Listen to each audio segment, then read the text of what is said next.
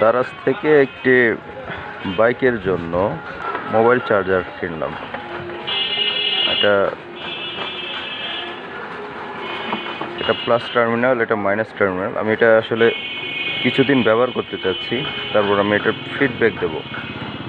দেখা যাক ব্যবহার করে কতটুকু আমাদের কাজে আসে। ওকে, দেখা হচ্ছে। তাই খুবই বাজে অভিজ্ঞতা। কিছুদিন ব্যবহার করার পরে আপনি দেখতে পাচ্ছেন এখানে স্পষ্ট রাস্ট পড়ে গেছে। আমি রেকমেন্ড করছি না এটা। এই দেখছেন, মাত্র 6 দিন ইউজ করার পরে এটা রাস্ট পড়ে গেছে। আর এটার চার্জিং যে স্পিড খুবই লো কোয়ালিটি, খুবই নিম্নমানের। আপনারা 150-200 টাকা